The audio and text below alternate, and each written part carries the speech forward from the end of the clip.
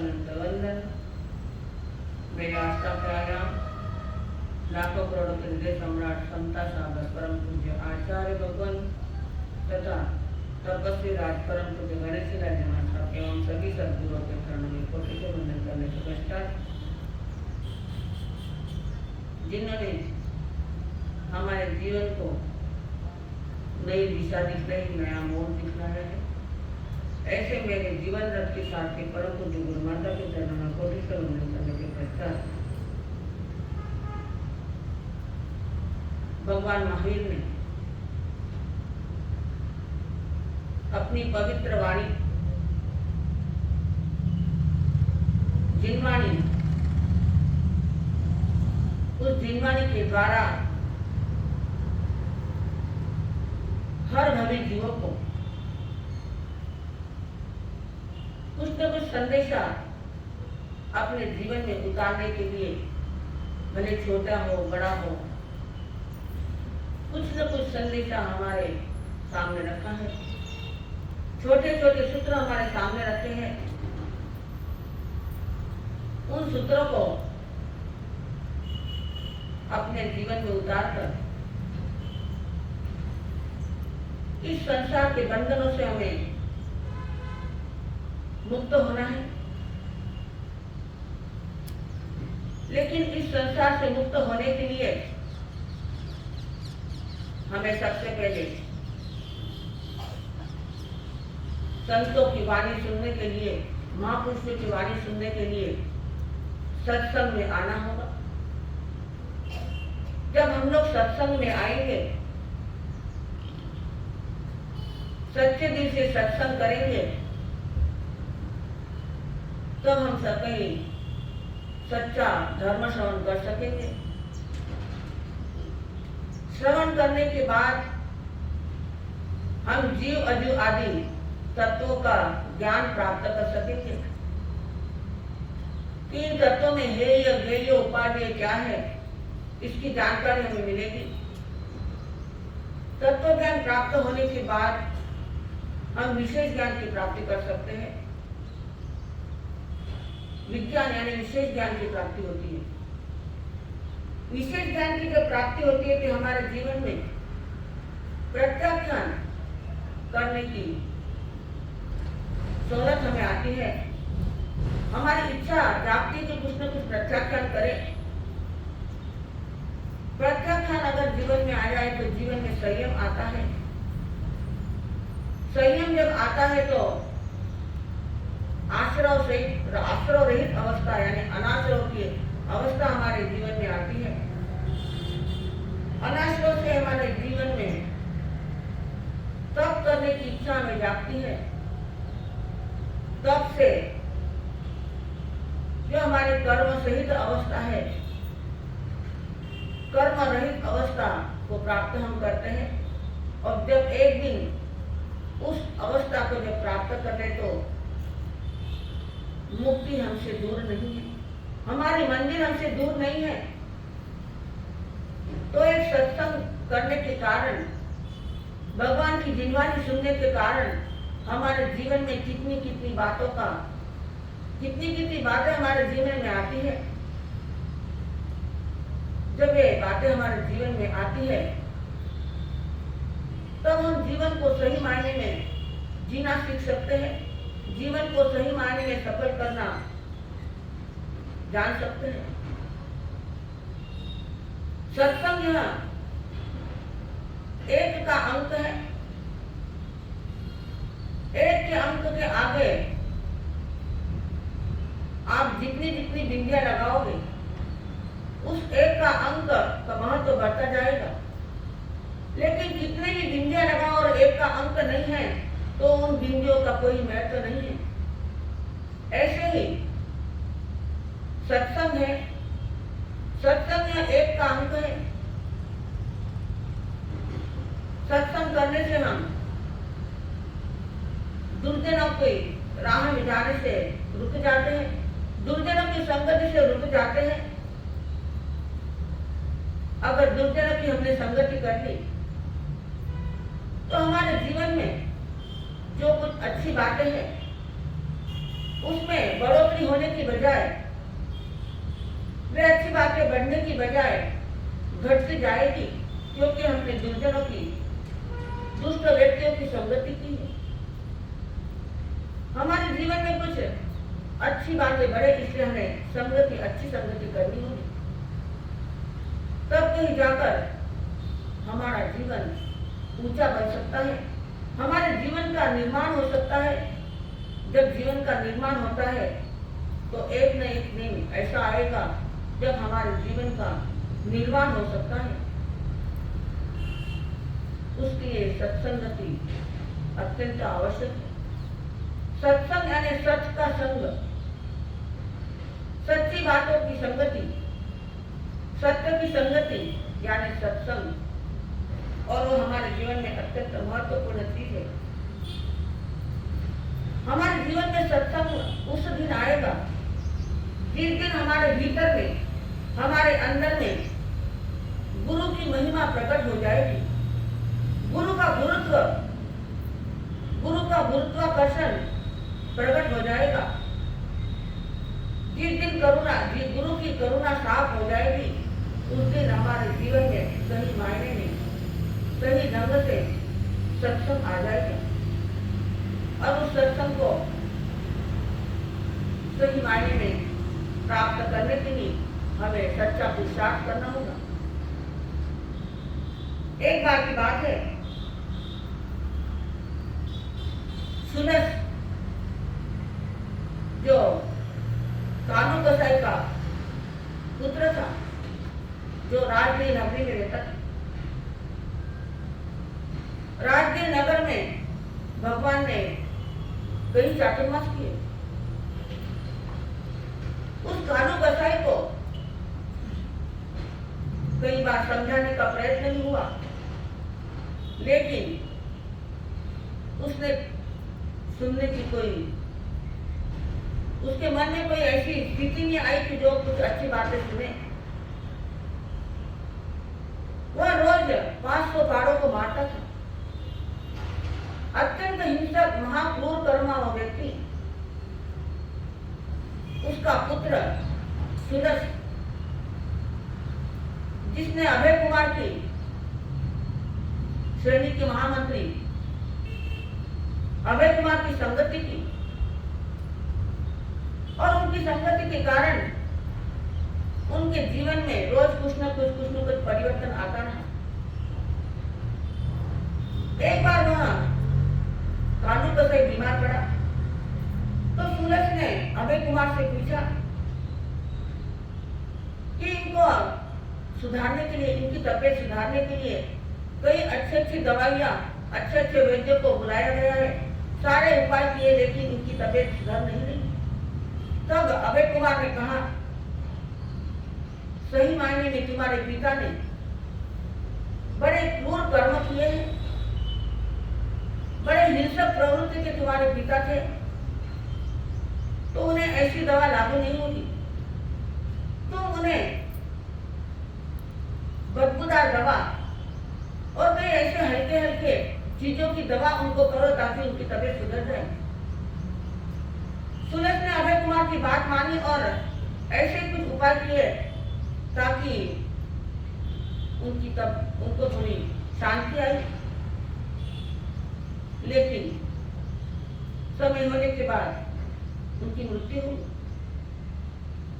अभय कुमार ने सुनस को समझाया था कि इन्होंने ऐसे कर्म किए हैं तो ये नरक के अधिकारी हैं, ये नरक में जाने वाले हैं।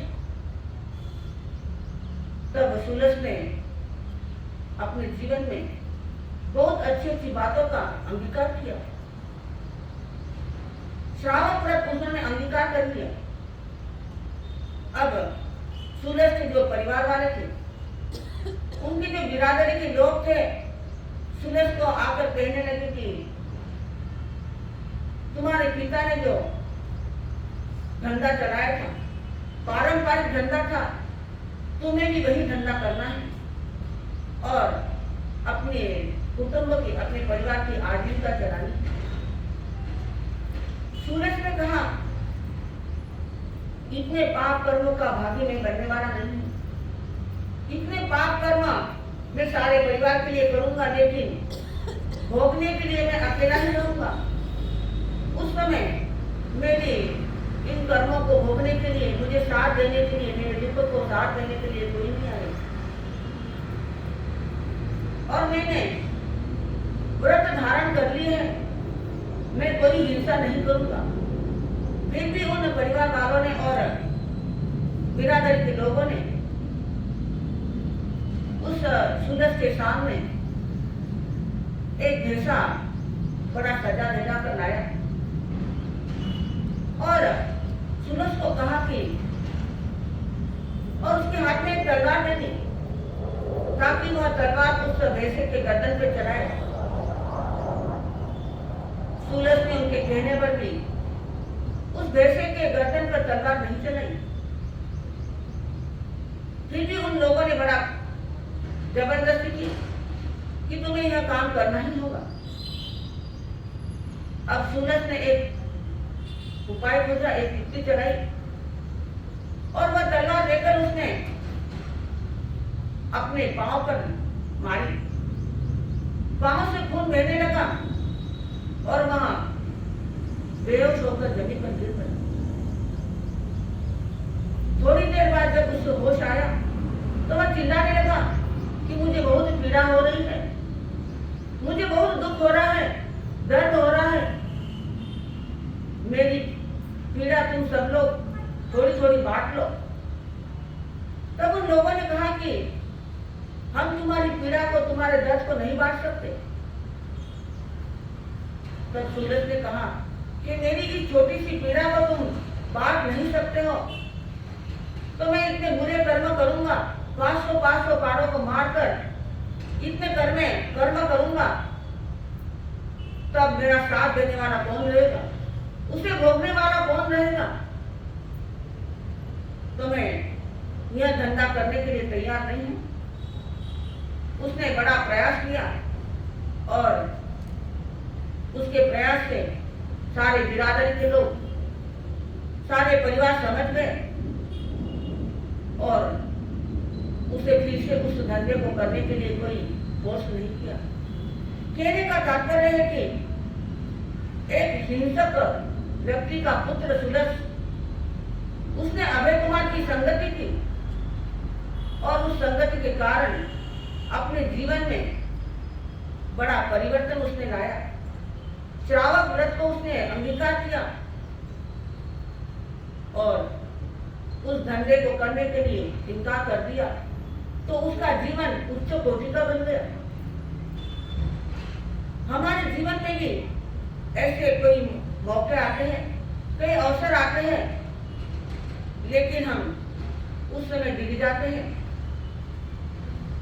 हमारा मन उस बात करने के लिए तैयार हो जाता है, लेकिन अपने धर्म पर, इन सच्ची बातों पर हम अड़िग नहीं रहते हैं।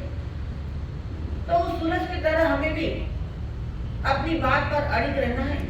जो व्रत हमने अंगीकार किया है, जो नियम हमने अपने जीवन में अंगीकार किए हैं, उनको अपने जीवन में वैसे ही दृढ़ता से पालन करना चाहिए, तभी हमारा जीवन सफल और सार्थक हो सकता है। कवि ने भी कहा है, आना सदा सत्संग में, सत्य को है जानना। आना सदा सत्संग में, सत्य को है जानना। सम्यक ही जीवन भाव्य है,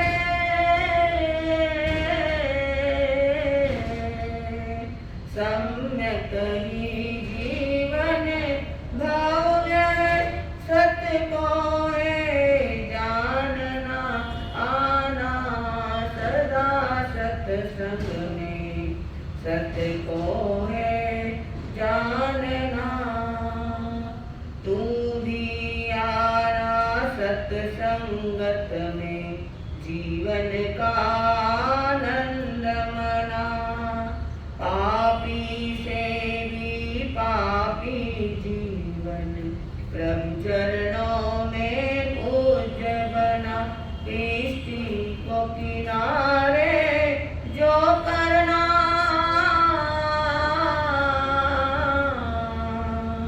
किश्ती को किनारे जो करना, शिव को है जानना आना, सदा सत्संग में सत्य को है जानना।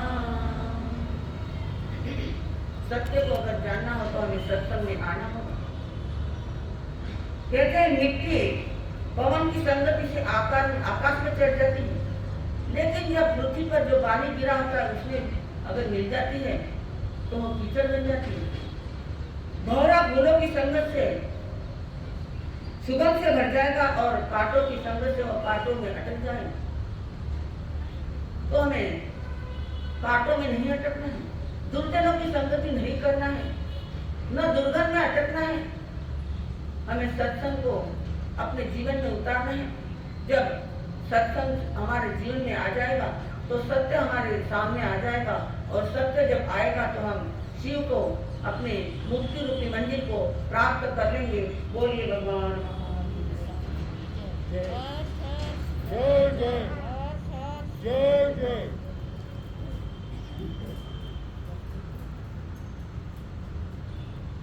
आनंद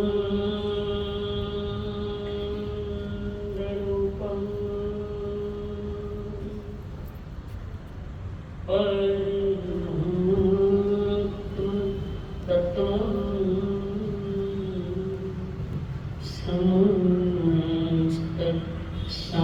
संकल्प विकल्प मुक्तम् स्वभावलीन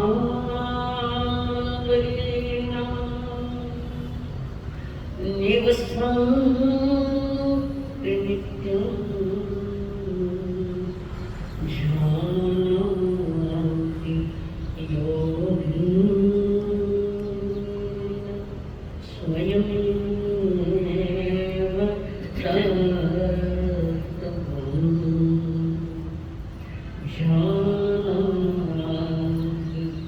योगिनः स्वयमेव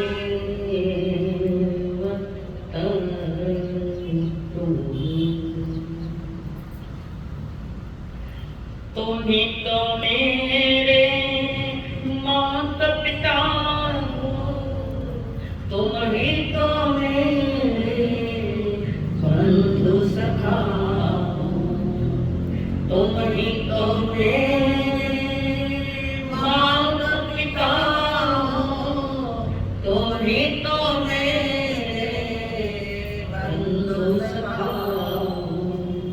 कितने रिश्ते तुम संग जोड़े, कितने रिश्ते तुम संग जोड़े, कोई तो रिश्ता जरूर होगा, कोई तो रिश्ता जरूर होगा। चलते चलते पहुँच न पाए, चलते चलते पहुँच न पाया, मेरी लगन का कसूर होगा, मेरी लगन का कसूर होगा। कई जन्मों से बुला रहा हूँ, कोई तो कारण जरूर होगा, कोई तो कारण जरूर होगा। पंच करने से प्रणाम। प्रणाम तुम परमात्मा स्वरूप सद्गुरुदेव संयमी जीवन के सदस्य साक्षी बनता है, जिन्होंने हमारे लिए ढेर सारे खुशियां जन्म परम पूज्य आदरणीय श्री अमर महाराज परम पद पानी तक जिन्होंने हमारा हाथ थाम कर हमें सद्गुरु के चरणों में समर्पित किया कार्य मेरे संसारी स्वर्गस्थ पिताजी एवं स्वर्गस्थ माता जी की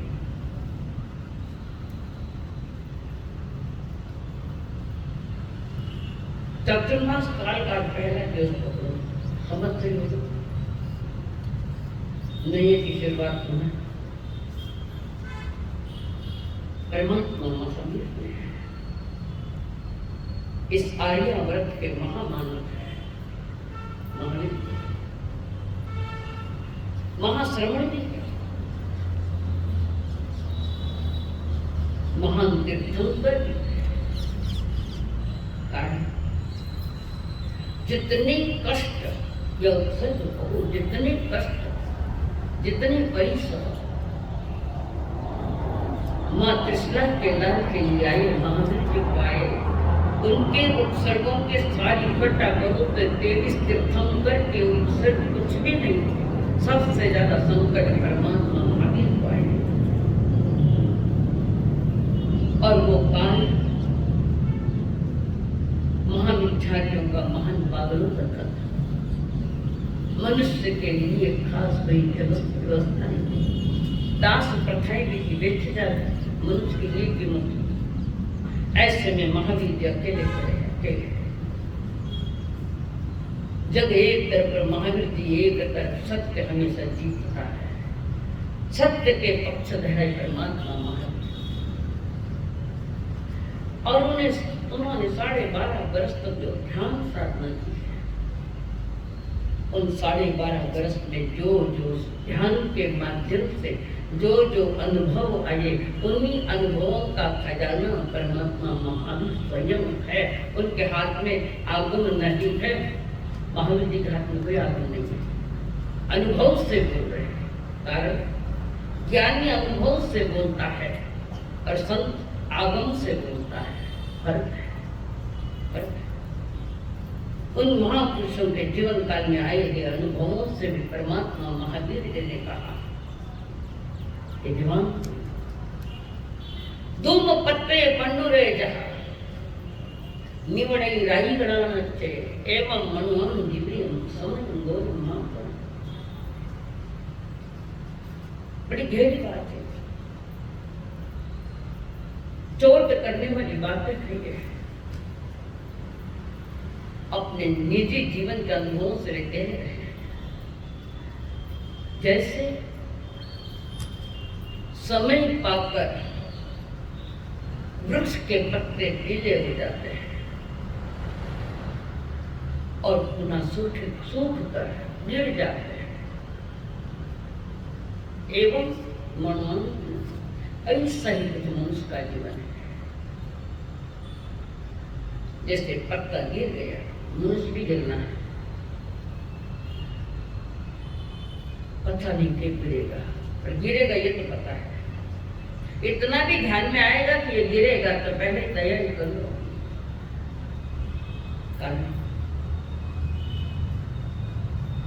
गुनाह नहीं जिन दर्शन इंतजार करने वालों का नहीं है। उसी समय जीने की बात करना है। संत महात्मा के बार बार प्रेरित, एक समय भी तो गड़बड़ पड़ता है। एक समय सेकंड में भी कितने ही समय है, सेकंड आप तो सेकंड नहीं, उससे भी बारीक सूक्ष्म बात रख रहे हैं, समय की बात है। उसकी परिभाषा तो आपके ज्ञान में नहीं आएगी, थोड़ी गहरी बात है। पर कहते हैं एक आंख की पलक झपके, पलक एक आंख के पलक झपके इतने में असंख्यात समय चले जाते हैं। अब आप सोचो समय कितना बारीक है, बारीक से बारीक इससे और कोई बारीक नहीं। एक समय, जिंदगी का खेल एक ही समय का है, पर भविष्य आपके पास है ही नहीं और भूत भी आपके पास नहीं है। समय समय करके भी ये धारा चल रही है और प्रभु कह रहे दिमाग करियो, एक समय के लिए भी तो पागलपन मत कर, हर समय हीरा मोती क्यों कर? नहीं, हीरे से भी कीमती एक समय है। समय के साथ तुम जीना सीखो, समय के साथ तुम जानना सीखो, समय के साथ तुम समझौता कर लो, और नहीं क्या तो गया समय, गया गया।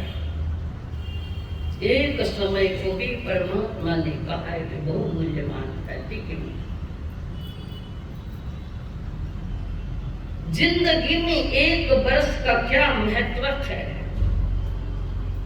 जिंदगी में एक वर्ष का क्या महत्व? उनसे पूछो जो एनुअल एग्जाम में फेल हो गए हैं, उनसे पूछो जाकर एक साल का क्या महत्व। कहते हैं बच्चे नापास हो, एक साल हो मारो, उनसे एक माह का जानना है तो उस माह से पूछो, एक माह की क्या कीमत है, उस माह से पूछो जिसने 8 महीने में बच्चों को जन्म दे दिया। 8वें महीने में धोखाधड़ी है, धोखाधड़ी। जिन्हें आप 8 माह से कह माँ से पूछो एक माह क्या कीमत। किसी पत्रकार से पूछो एक सप्ताह का क्या महत्व है। साप्ताहिक पत्र जो देता है, साप्ताहिक 7 दिन में, उससे पूछो 7 दिन का क्या मूल्य है। एक दिन का मूल्य उस मजदूर से पूछो कि एक दिन का मूल्य क्या है, जो रोजाना कष्ट करता है, कमाता है। उससे पूछो एक दिन का क्या मूल्य। मजदूरी नहीं मिली तो बेचारा परेशान होता है। 1 घंटे का महत्व यूनान के सम्राट सिकंदर से जाकर पूछो। 1 घंटे का। कर माँ और बेटे में 1 घंटे की दूरी रह गई और 1 घंटे के पहले सिकंदर मौत के घाट उतर गया। एक कर माँ के सामने कसम खाई थी, सारे विश्व को जीतूंगा, तुम्हारे चरणों में लेकर आऊंगा। सपना तो मोटा था पर सत्य खत्म हो गया, नहीं मिल पाया मां से। वही कहीं जंगल में 1 घंटे के पहले मौत के घाट उतर गया। उससे पूछो। उसके बाद 1 मिनट का क्या महत्व उस भाग्यशाली से पूछे जो वर्ल्ड ट्रेड सेंटर के इमारत गिरने के पहले 1 मिनट पे पहले बाहर आ गए। 26 जनवरी याद है, 26 जनवरी बॉम्बे, दिसंबर है, जब वहां की बिल्डिंगों पर आतंकवादी आए थे, उन्होंने आतंक क्या किया था। 26/11 उनसे जाकर पूछो जो 1 मिनट पहले ही बाहर निकल गया। 1 मिनट का क्या मूल्य? अगर 1 मिनट बाहर हो जाता तो मौत तो उससे गया। 1 मिनट का। अब बचा है 1 सेकंड। 1 सेकंड का महत्व उससे पूछो जो एक समय के लिए हार गई धावक जो स्पर्धा में दौड़ता है और थोड़े से समय के लिए वो पीछे रह जाए, दूसरा आगे चला जाए। एक समय का समय समझ के क्यों। 1 सेकंड अगर जोर से दौड़ती तो कदाच नंबर आ जाता, पर उसके पहले कलम निकल के बोले 1 सेकंड, और पहले नंबर का पायदान छूट गया, दूसरा तीसरा नंबर। और प्रभु तो इससे आगे कहते एक समय का मूल्य समझो कि समय का मूल्य क्या है। हर समय हमारे लिए महामूल्यवान है, जो समझता है उसके लिए। तो इस समय के साथ आप कैसे समझौता करोगे? बताओ, समय की कैसे कीमत करोगे आप?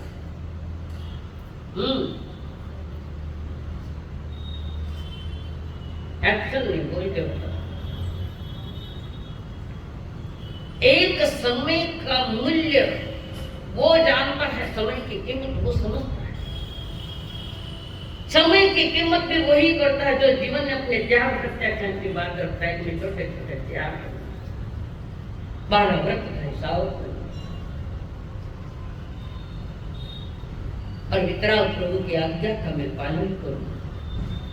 उससे पूछे याद रखो, संसार ये असफलता की लंबी कहानी है। क्या कौन सफल हो पाया? तीर्थंकर और केली के सिवा कौन सफल हो पाया है? बड़ी लंबी कथा है। संसार असफलता के, संसार में तो सफल वे ही होते हैं तो जिनके भीतर का संसार ही खत्म हो गया। मैं और मेरे बन के सारे चले, उसको पता लगता है क्या है। और जिन्होंने अपने जीवन के साथ समझौता कर छोटे मोटे त्याग और प्रत्याख्यान किए, और भी आगे लूंगा और भी कमाई करूंगा, ये कमाई करने का मौसम है मनुष्य। 12 महीने का व्यापारी तो हीरो का व्यापारी एक दिन में सारी साल की कमाई कर लेता है, सारे का। और वो मौसम के समान अगर व्यापार नहीं किया तो देर सारे वे भी चले गए। समय बड़ा मूल्यवान है। संत महात्मा कभी कभी आपको प्रेरणा देते हैं, कभी कहते थोड़े धार्मिक कार्यक्रम कर, क्रिया कर, अनुष्ठान कर, प्रेरित करते हैं बार बार। समझो जरा, मनुष्य जन्म दुर्लभ है, पर अभी तक दुर्लभता का कोई एहसास नहीं। सुनने में आया है पर जीवन में तो नहीं। बार बार प्रेरणा देता है। कोई नौजवान संत महात्मा के पास खड़ा है, संत महात्मा ने कहा क्या कर रहे हो? कुछ नहीं, कुछ नहीं। कैसे करते हो? कुछ तो कुछ करते हैं, खाओ खाओ पियो मौज करो, ये करता। हाँ बोलो, बराबर खाता हूँ, पीता हूँ, मौज करो। अरे मनुष्य जन्म मिला है तो समझता इससे काम है। ये पुनः नहीं मिलना है। थोड़ा सजग हो जाए। जिसके भीतर में सजगता आ गई वो महावीर का निश्चित अनुयायी। सजग, सावधानी, जागृत अवस्था जिनके अंतर में आ गई और जागृत अवस्था में अपनी दिशा देख के अपना रास्ता देख, उसकी कहानी सफलता की है। बाकी सब असफल होकर जा रहे हैं। और संत महात्मा के जीवन में कोई नियम है? ये मनुष्य जीवन मूल्यवान है, ऐसा मत करो। लड़का कहता हमारा साहब आपकी बात तो बहुत सही है, सत्य है, आपका कहना बिल्कुल ठीक है, मेरी भी करने की बहुत इच्छा होती है। नौजवान संतों, मेरी भी करने की इच्छा बहुत होती है। संत महात्मा कह रहे तो खाली गीत गा रहा है, करूंगा करूंगा करूंगा, आज नहीं, कब करोगे? कल तुम्हारी मुट्ठी में है क्या? तुम्हारा हाथ में क्या? तुम्हारे तिजोरी में पड़ा है? तिजोरी में संपत्ति है, समय नहीं है। संपत्ति है और बिना सही समय की संपत्ति भी बेकार है। कल कल कल करते हुए जिंदगी बेकार चली जाती है। किसी अच्छे बातों को कल पर मत छोड़ो। कल का हवाला क्या है? कल का क्या करता है?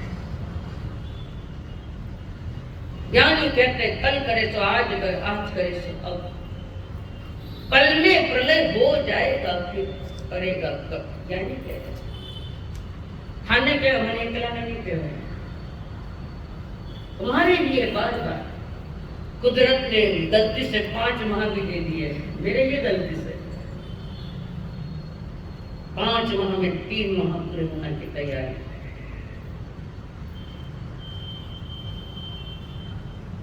तो वो लड़का कह रहा है मैं बहुत उपयोग कर रहा हूं, मनुष्य जन्म भी अनमोल है, मैंने बहुत बार सुना, अभी भी आपके पास सुन रहा।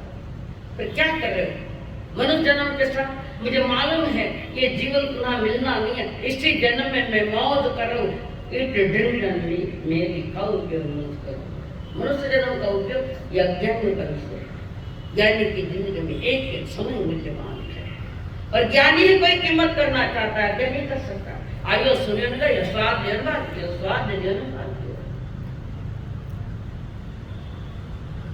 एक बार कबीर जी स्वयं ने अपनी कन्या को कहा था, कमाली को, सब बात करते, कबीरा कबरा दूर थे बीच खड़ी थे रात, कबीरा कबरा दूर है बीच खड़ी थे रात, ना जाने क्या होएगा उगनते प्रभात पता नहीं। रात में सोए थे, सवेरे उठेगा या नहीं उठेगा, नींद में खेल खत्म हो जाता है। मौत तो कोई नींद देखती है, न कोई जागरूकता देखती, न जवान देखते, न बुरा देखते, न बच्चा। ना जाने क्या होगा उगनते प्रभात।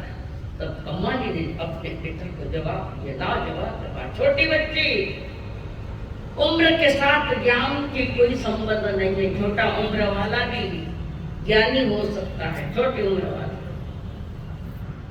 उम्र पूरी खत्म हो जाए तभी नौकर मंत्र नहीं समझ पाता। अरे छोटे बच्चे अपने पिता से कह, कूड़ी कथी कबीर जी, कबीर ने झूठ कहा, कूड़ी कथी कबीर जी ऐसे कहे भी कोई, घड़ी पलक रे आराम करे ना जाने क्या, कल का भरोसा नहीं, तो कल की बात ही कहाँ है, कल का भरोसा नहीं, इस समय का भरोसा नहीं। और इस संसार के कथाएं जिन्होंने संसार में अपने इतिहास बनाने गए, उनके जीवन का ह्रास हो गया, इतिहास नहीं बना, इतिहास महापुरुषों का बार बार कहे। संसार को लेकर अगर बैठे तो सफलता तुम्हारे हाथ की बात नहीं लगती। कारण सफलता, संसार में सफल होना ये स्वभाव संसार का है नहीं। तो मैं संसार में कोई सफल कर दे, हाँ धन दौलत को लेकर सफलता है, ये भी तुम्हारी अज्ञानता है, नादानिया, पता नहीं क्या है, पर पता लग सकता है तो अपने से समझौता कर, स्वयं से, कि मेरे जीवन का हर समय ठीक से चले। कौन अपना है कौन पराया है, किसी का तो कोई भी ठिकाना नहीं है। ज्ञानी जन के ये माटी से माटी, फिर माटी के लिए नखी रही, ये माटी सिर्फ माटी के लिए नहीं, ये माटी में फूल उगाने के लिए ज्ञान के दर्शन के चाहिए। और ये नहीं फूल लगाए तो माटी तुम्हारी बेकार होगी, बेकार नहीं, कचरा हो जाएगा। ठीक है, हे माटी के पुतले तू रोता है क्यों, ये नरतम तेरे साथ जाना नहीं। हे माटी के पुतले तू रोता है क्यों, ये नरतन तेरे साथ जाना नहीं। जिसको अपना तू कहता पराए हैं सब, इनसे बल भर घर में रहो तो मालिक बनकर मत रहना, मालिक बनकर नहीं रहना, ट्रस्टी बनकर। मालिक बनकर रहोगे तो औरों पर अधिकार जमाओगे, ट्रस्टी बनकर रहोगे तो स्वयं पर अधिकार चलेगा। घर में रहो पर मालिक बनकर मत रहो, पर मालिकता में सारे अहंकार भरे पड़े हैं। मैं इस घर का मालिक हूँ, मुझे सुनना पड़ेगा हमारा। तो किसकी सुनता है, नहीं कौन सुनी, किसकी सुनता है, ज्ञानी।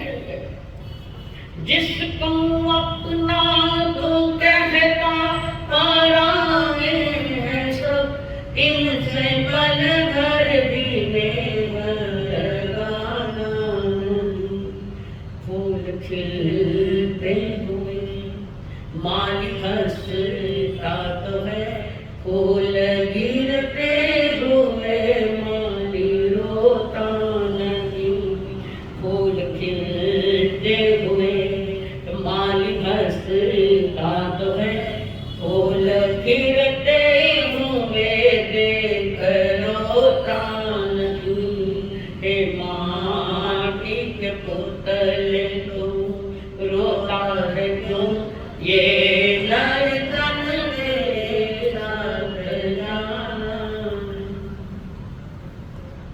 महान कृपा है परमात्मा महावीर,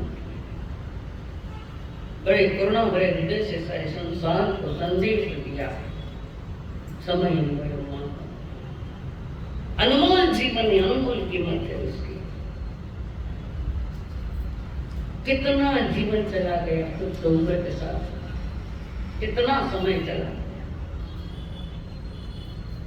क्या इतनी उम्र के साथ भी आपको अपनी कोई पहचान मिली, स्वयं का कोई एड्रेस मिला? उम्र गंवाकर आज हमको कितनी हुई पहचान, उम्र गंवाकर आज हमको कितनी हुई पहचान। चढ़ी नदी उतर गई, घर हो गई वीरान, घर खंडहर हो गया, जीवन खंडहर हो गया। पर खंडहर को खंडहर के रूप में नहीं देख रहा, अखंड में देख रहा।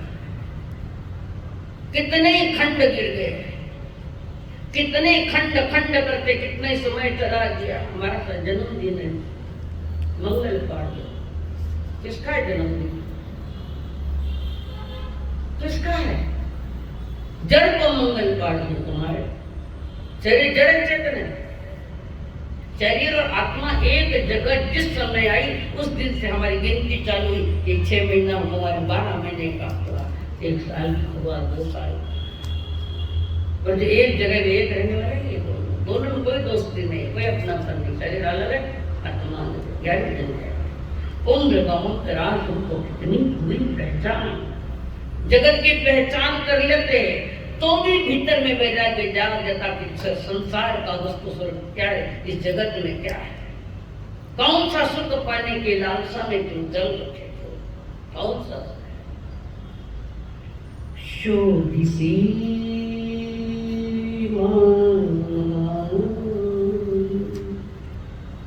रावली मंदिर शोभिसी मानवा रावली मंदिर नाम तो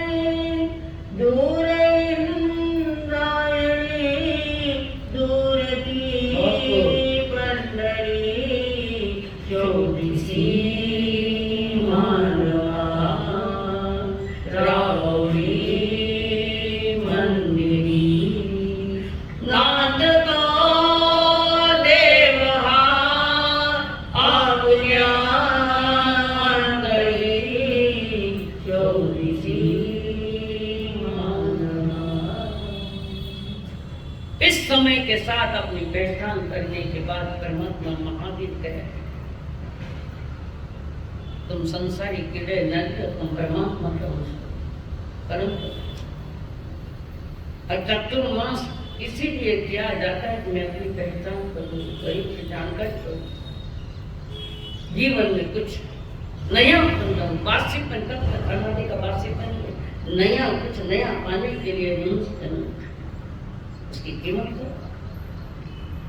जिंदगी हमें कुछ देकर नहीं जाती, कुछ भी नहीं देकर जाती, उल्टा लेके जाती है। जिसको संवारने गए वो संवारा संवार चला गया, शरीर खत्म हो गया। हमारी क्षमता खत्म कर देते, हमारे अवसर खत्म कर देते, हमारे जीवन को काली मान लगा जाती है। काली मान से बोलते हैं संत महात्मा। जितनी परमात्मा महावीर के सिद्धोक्त की क्षमता है भीतर में, उतनी क्षमता मेरे भीतर में है, पर हमने क्षमता को खत्म कर दिया, योग्यता को खत्म कर दिया। कारण आज मैंने अपना होश भुला दिया, अवेयरनेस, होश नहीं। शरीर से बैठे हैं, सुन भी रहे हैं कानों से। अगर होश होता तो मेरा सब ये 12 व्रत तो बताओ हमको क्या क्या है। कौन आए बताओ, एक तो તત્વમાં ચાલુ ગયો, સામણ ગયો, ભાદરો ગયો, રાસો રમવાના 5 महीना चौमासों, 5 महीना, 5 महीना में 3 महीना जाने के तैयार है, तो 3 महीने में क्या आया है आपने अपने आप में चिंतन करो। आदमी बड़ा बेहोश में है, नशे में, और संसार में जो नशे से भरा होगा वो नशे में इस दुनिया से विदा होगा, जाएगा कहीं विदेश में, पर देवलोक का कोई लक्षण ही नहीं है, कोई लक्षण।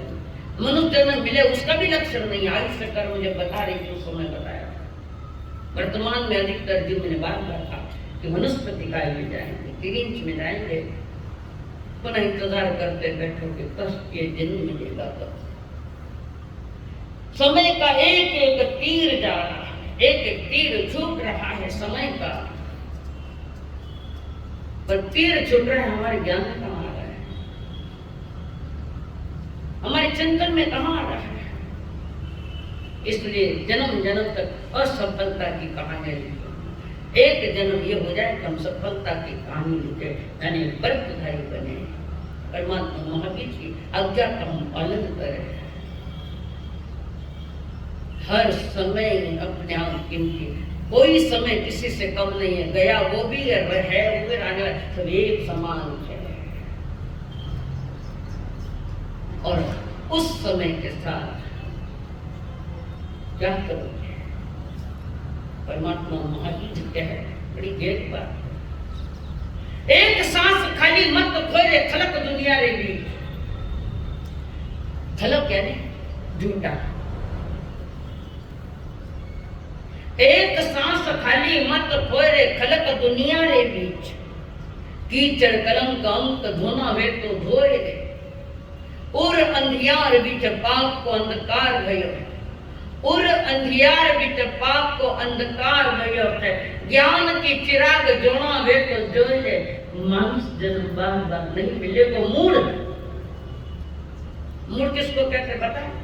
जानते हो अभी अनजान बना है तो मूढ़ है।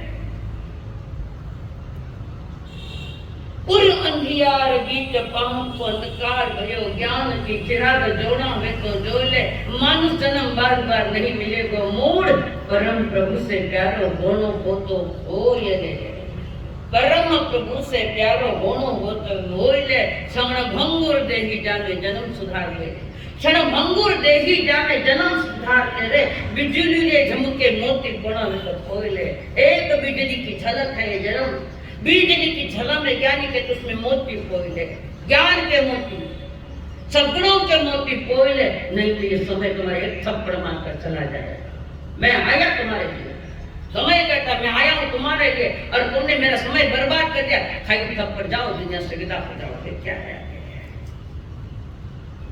संपत्ति से भी महान मूल्यवान है समय। न संपत्ति रहती है न समय अपने पास रहता है तो सही जीवन हमारे पास है, जिस समय के साथ हम समय का एक एक चल रहा है। एक घटना सुनी थी, कोई नहीं मेरे मालूम नहीं, मेरे गुरुदेव कहा करते समय का एक ठाकुर का लड़का, पहले ठाकुर लोग रहते थे, राजा नहीं है, महामंत्री अपने अपने हिस्से में वे ठाकुर रहते थे, बड़े धनवान वे भी। उनका एक नौजवान लड़का था, तो दूर के गांव में ठाकुर के लड़के के साथ उस लड़के की सगाई कर दी, और सगाई होने के बाद उचित मुहूर्त पर उनकी शादी कर दी गई।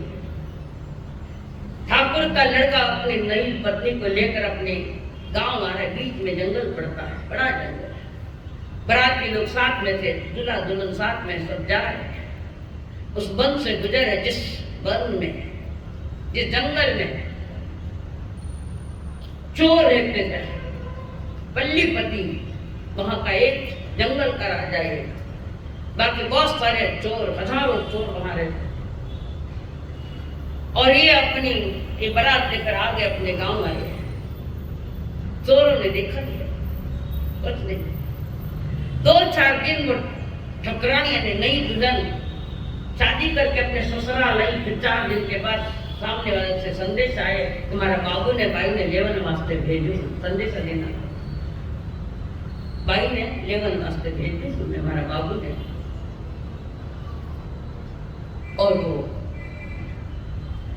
संदेश मिल गया आ जाइए कौन सा आपको भेज दो हम भेज देंगे लड़के को।